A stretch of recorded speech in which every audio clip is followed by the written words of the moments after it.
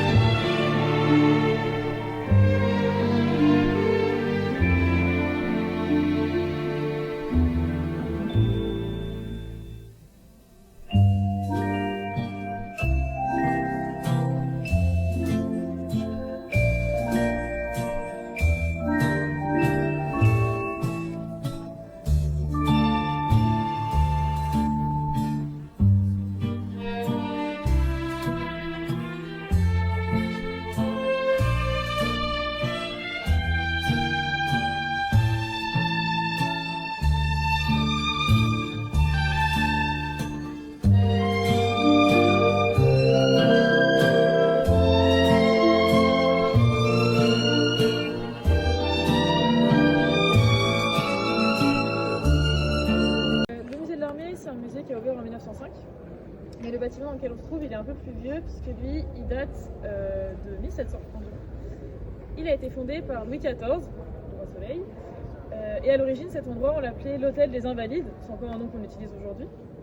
Est-ce que vous devinez ce que ça peut être l'hôtel des Invalides? C'est pas un Où toutes les personnes qui ne peuvent plus aller à la guerre. Effectivement, du coup, c'était un hôpital en fait. C'est un hôpital pour les soldats. Ça veut dire que Louis XIV, quand il a régné, il a beaucoup fait la guerre. Il y a beaucoup de soldats qui ont été blessés, qui n'avaient pas forcément d'endroit où aller se reposer et se faire soigner. Donc souvent, ils se retrouvaient un peu à errer dans les rues de Paris. Donc Louis XIV, pour montrer que c'était un bon roi, il a décidé de construire l'hôtel des Invalides pour que les soldats puissent se faire soigner. Donc ça a très vite marché, hein. Il y a eu plus de 4000 soldats qui ont vécu ici, donc c'est quand même assez énorme et ça a duré pendant plusieurs années, hein, presque 100 ans. Et Louis XIV, donc il voulait montrer que c'était un gentil roi, mais également qu'il avait du pouvoir. Parce que vous avez vu la taille du site, c'est quand même assez énorme. Notamment au niveau du drapeau, première chose c'est la couleur, c'est le rouge. Ce rouge là, ça rappelle la pourpre impériale. Alors je sais pas si vous voyez un peu ce que c'est la pourpre, c'est un rouge un peu foncé. Et c'est une couleur qui rappelle les empereurs. Par exemple Napoléon, quand il s'est fait couronner, il avait un manteau pourpre, enfin un manteau de fourrure qui était pourpre. À la Seconde Guerre mondiale, et on commence du coup avec ces deux objets. Donc pareil, je vais faire une petite introduction générale, on se concentrer un peu plus sur notre sujet. Donc la Seconde Guerre mondiale, elle commence en 1939, ça je pense que vous avez la date. Est-ce que vous savez quel événement fait que la Seconde Guerre mondiale va être déclarée? réalisé un programme au collège. Effectivement, c'est l'invasion de la Pologne par l'Allemagne nazie. Des soldats américains. Donc on a vu que les femmes n'étaient pas soldats dans l'armée américaine, non, les hommes étaient. Je ne sais pas si vous savez le nom des soldats américains. C'est un nom qu'on voit beaucoup dans les films. Il y a les Marines, effectivement, qui font partie de la marine, mais plus généralement, c'est les GI. Je vais vous parler un peu des GI. Donc là, du coup, j'avais le package, donc les objets des GI américains. Puisque l'armée américaine, quand les soldats américains vont arriver en France,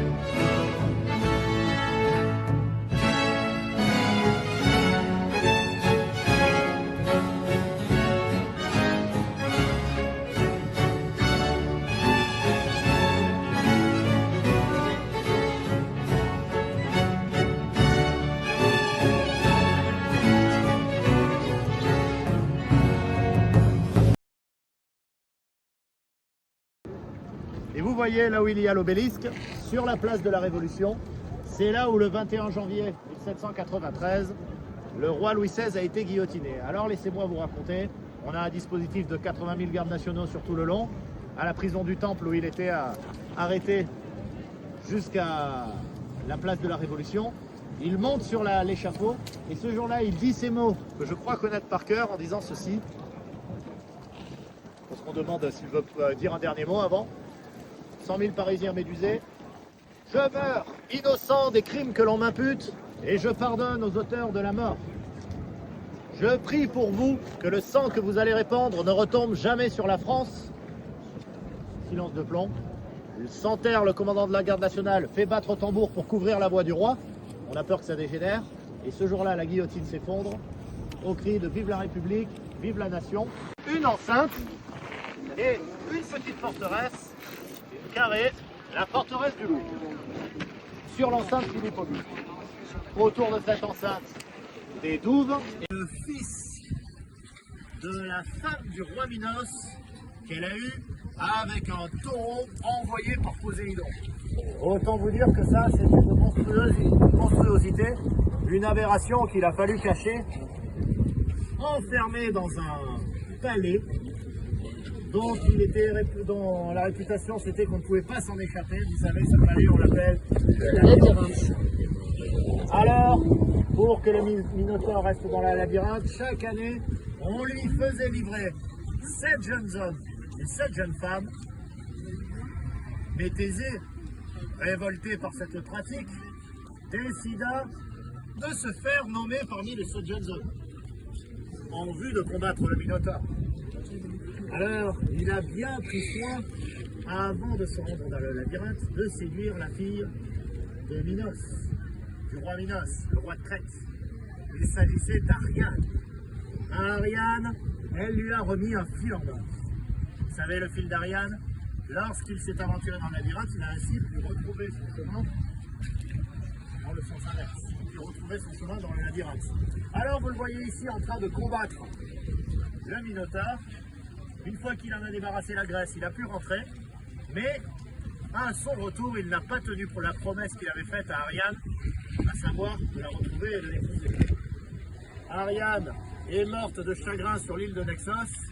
Il a même oublié de prévenir son père, qui s'est jeté de chagrin dans la mer, donnant ainsi son nom à la mer, la mer Égée.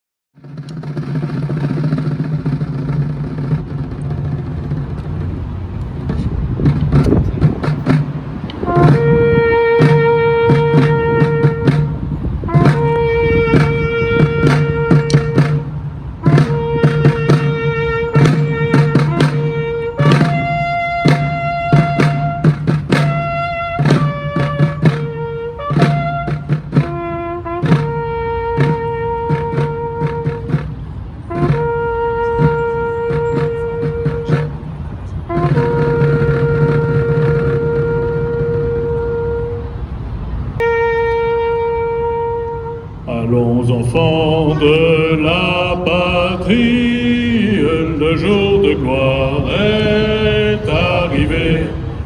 Contre nous de la tyrannie, l'étendard sanglant élevé, l'étendard sanglant élevé. Entendez-vous dans les campagnes mugir ces féroces soldats, qu'ils viennent jusque dans vos bras, égorger vos fils et vos compagnes. Aux armes, citoyens, formez vos bataillons, marchons, marchons, cassons un peu, aboivent nos sillons.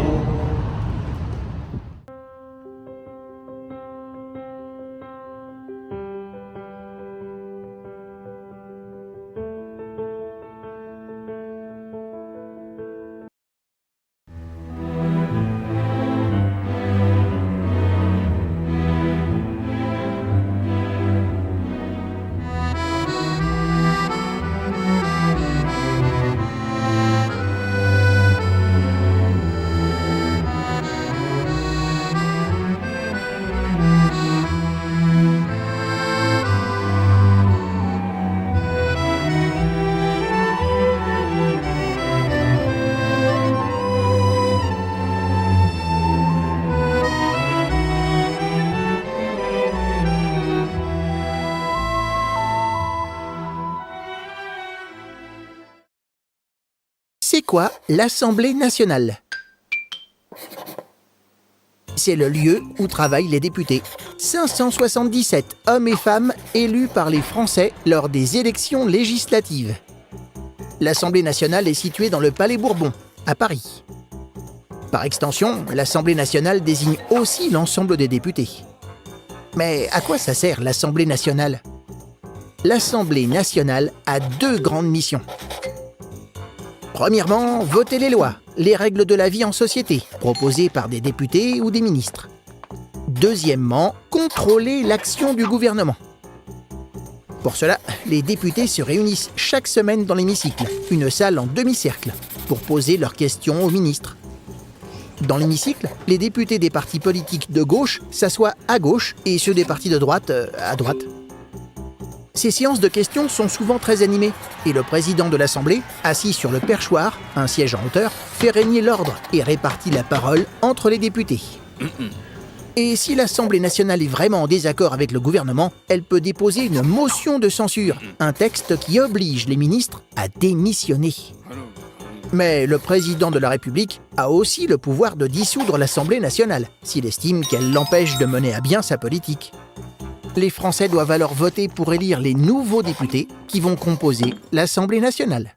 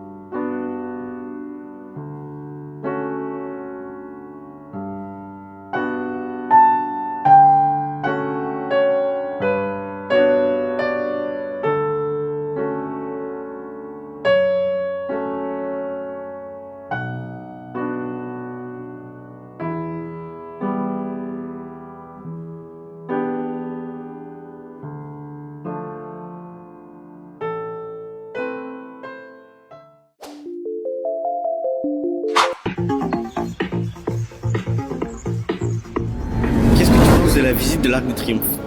Je trouve que c'est très instructif parce que ça nous permet de visiter le monument dans lequel on se trouve actuellement et de se rendre compte de la grandeur qu'il a en réalité, même de l'intérieur, et de voir différentes sculptures comme celle-ci. Alors que d'habitude on la voit surtout à la télé ou en photo et en vidéo. T'en as pensé quoi de la visite? Et bah franchement la visite c'était super, j'ai découvert beaucoup de choses que je connaissais pas sur l'Arc de Triomphe. C'était très intéressant, on voit les différentes périodes, il y avait beaucoup d'explications, c'était bien complet. Franchement ouais, c'était super sympa. C'est quoi de la cérémonie? Je l'ai trouvée très émouvante, je trouve que c'est un bon moyen de transmettre la tradition entre les générations. Toutes les générations se sont retrouvées ici pour commémorer les soldats inconnus dans les guerres qui ont été tragiques. Je suis très admiratif de leur travail, tout ce qu'ils font pour se remémorer de ces guerres et ces combattants courageux qui sont battus par la France. Je trouvais ça super parce que ça se transmet des générations en génération. C'est super beau à voir et je suis super contente d'avoir vécu ça au moins une fois dans ma vie. C'était hyper émouvant et je suis super reconnaissante.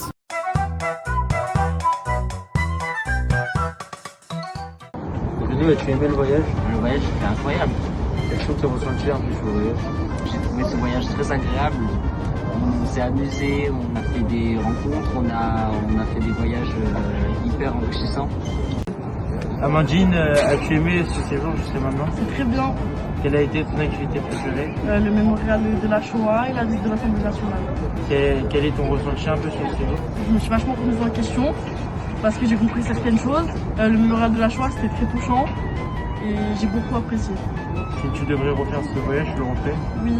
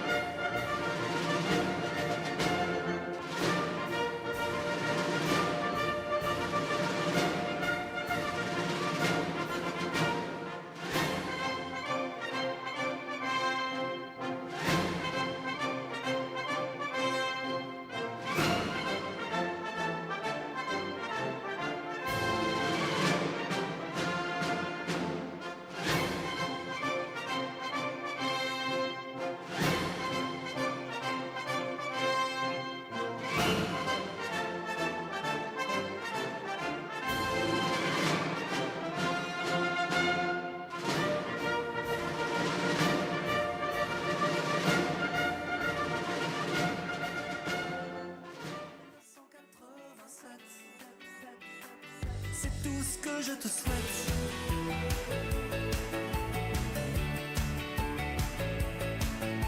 Tu l'auras à ton tour en 1987.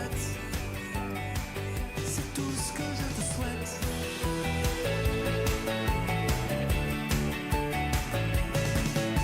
Tu l'auras à ton tour en 1987. C'est tout ce que je te souhaite.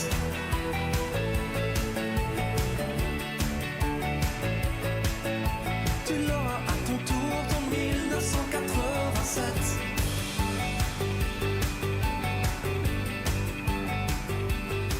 Tu te souviens?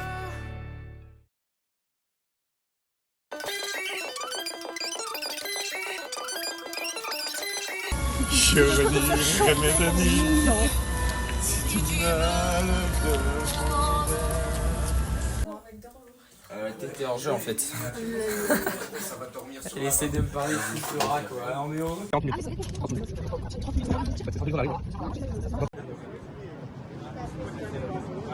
Mais attends, flop.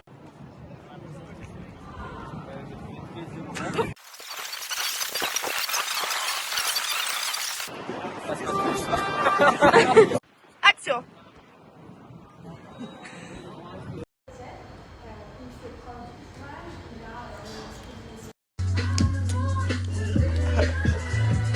Non les gars, là